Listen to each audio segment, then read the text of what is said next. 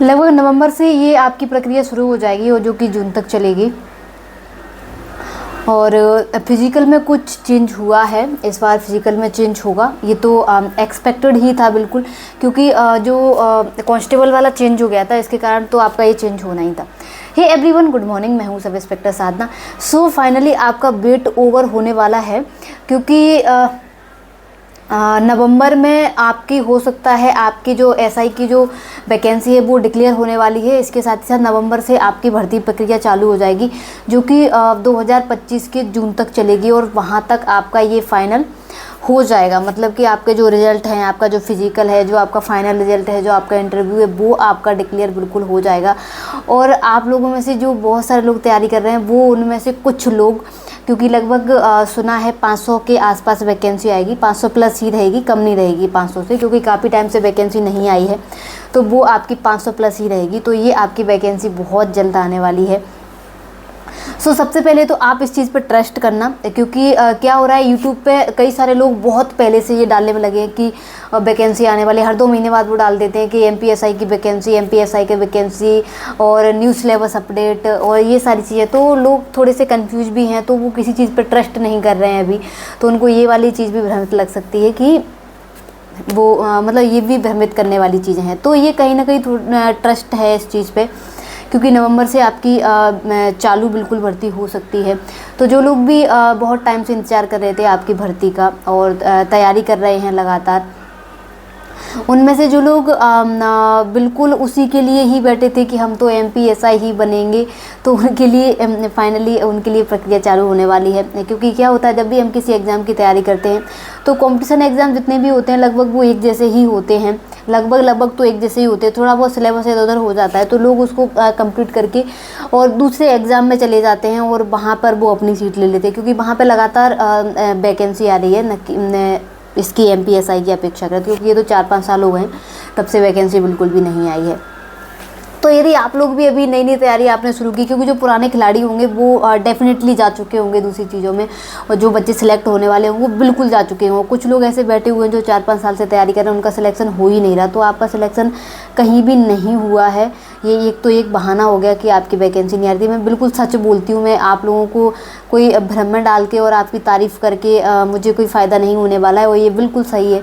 क्योंकि जब दूसरी वैकेंसी नहीं आती, जिस एग्ज़ाम की हम तैयारी करें, तो हम लोग बिल्कुल दूसरी जगह शिफ्ट हो जाते हैं। या तो आप कांस्टेबल का देने लगते हैं, या दूसरे स्टेट में कहीं जाके देख लेते हैं, एसएससी वगैरह देने लगते हैं, बीपीएससी वगैरह देने लगते हैं, कई सारे एग्ज़ाम्स में हम शिफ्ट हो जाते हैं। कोई बात नहीं, लेकिन अभी भी आप लोगों में से कई सारे लोगों ने नई नई तैयारी शुरू की है, क्योंकि लोग मेरे साथ जिस तरीके से जुड़े हुए हैं और वो मेरे से क्वेश्चंस पूछते हैं, उस हिसाब से मुझे पता है कि वो लोग बिल्कुल नए नए हैं और वो तैयारी कर रहे हैं। चलो मैं इस चीज़ को छोड़ करके मैं आगे वाला अपडेट देती हूँ। आगे वाला अपडेट ये है कि आपके फिजिकल में बिल्कुल चेंजेस होंगे। और ये मैंने पहले भी आप लोगों को बता दिया था कि अगली जो एसआई की भर्ती आएगी उसका जो फिजिकल है वो सेम नहीं रहेगा। मतलब इवेंट आपके वही रहेंगे, लेकिन उसमें नंबर वाला कर दिया जाए, क्योंकि जो कांस्टेबल का जो होने वाला है अभी उसमें आप लोगों ने देखा हो नंबर वाला फिजिकल हो गया है कि इतने से आप इतना करोगे तो आपको इतने मार्क्स मिलेंगे, इतने मिलेंगे। तो वो आपका ऑफकोर्स एसआई में भी होने वाला था, और वो आपका अपडेट उसमें चेंज रहेगा। मतलब कि आपका फिजिकल चेंज हो जाएगा, मतलब मार्क्स वाला हो जाएगा, वैसे चेंजेस कुछ नहीं है। तो मार्क्स वाला आप लोगों के लिए फ़ायदेमंद है बजाय क्वालिफाइंग के, क्योंकि जो क्वालिफाइंग वाला रहता है उसमें आपको क्वालिफाई करना ही पड़ता है, जहाँ आपको मतलब हर इवेंट में परफेक्ट होना पड़ता है। और यहाँ पे आप ये रहता है, अगर एक आध इवेंट में आप कमज़ोर हैं, आपसे नहीं हो पा रहा, आपको कम मार्क्स मिल रहे, तो उतना फ़र्क नहीं पड़ेगा यदि आप रिटर्न में बहुत अच्छे मार्क्स लेके आ जाते हैं तो। और जो आपके फिजिकल वाले मार्क्स रहेंगे वो जो आपके रिटर्न को मिला करके और जो आपका इंटरव्यू रहेगा उसको मिलाकर ही आपका पूरा स्कोर बनेगा, उसी के हिसाब से आपको सीट मिलेगी। बिल्कुल भी देर नहीं करनी। इसके साथ ही एक सिलेबस वाला अपडेट मैं आपको और दे दूं, जो लोग कंफ्यूज हो रहे हैं अभी भी कि सिलेबस का क्या है। आपके सिलेबस का कोई भी अपडेट अभी नहीं आया है कि वो चेंज हो रहा है या नहीं हो रहा है। जब भी आपके सिलेबस का कोई अपडेट होगा तो वो वैकेंसी आने के बाद होगा या वैकेंसी से कुछ टाइम पहले हो जाएगा। यदि कोई आपको पुराना वो जो एक वायरल हो रहा था वो आपको दिखा के कोई बता रहा है कि ये सिलेबस है, तो बिल्कुल भी उस चीज़ को मत मानना उस सिलेबस को, क्योंकि वो सिलेबस नहीं है। किसी ने ऐसे ही पता नहीं कहाँ से लेके उसको वायरल कर दिया कि एमपीएसआई का सिलेबस होने वाला है, उसमें प्री और मेंस रहेगा। अभी आपका सिलेबस वही है जो एग्ज़ाम 2017 में हुआ था, 2018 में हुआ था, वही वाला है। ठीक है, 2017 और 18 बैच वाले की बात कर रही हूँ मैं।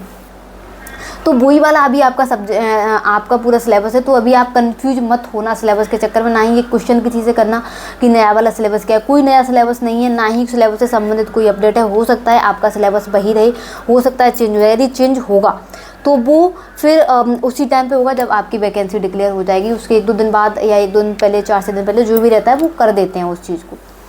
तो ये रहेगा। तब तक आप क्या करेंगे, तब तक आप वेट नहीं करना है आपको, क्योंकि टाइम बहुत कम रहेगा। और इस चीज़ को हमेशा गांठ बांध लेना, यदि आप बिल्कुल उसी टाइम पे तैयारी करोगे आपका सिलेक्शन बिल्कुल नहीं होगा, क्योंकि इस रेस में बहुत पुराने घोड़े दौड़ रहे हैं। उन घोड़ों के साथ आपको भागना है। यदि आप अभी भी वेट करते रहेंगे आपका सिलेक्शन नहीं हो पाएगा।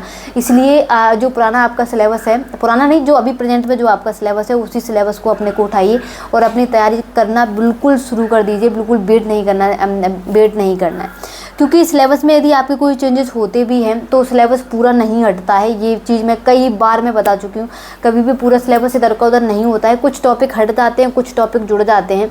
तो उसमें आपको एक फ़ायदा ये रहेगा, यदि आपने पुराने सिलेबस से पढ़ लिया है तो यदि कोई नया सिलेबस में कोई टॉपिक अपडेट होता है, कोई नया टॉपिक जुड़ जाता है, तो आप उसको तुरंत तैयार कर सकते हैं। 2 दिन में तैयार कर सकते हैं, 3 दिन में तैयार कर सकते हैं। लेकिन अभी आपको पता चला कि सिलेबस चेंज हुआ ही नहीं है, फिर आप वही सिलेबस आपको पढ़ना है, तो आप लोगों से पिछड़ जाएंगे। और इसमें क्या है, बहुत सारे लोग ऐसे हैं जो काफ़ी टाइम से तैयारी कर रहे हैं और उनको सिलेबस बहुत अच्छे से रटा हुआ है।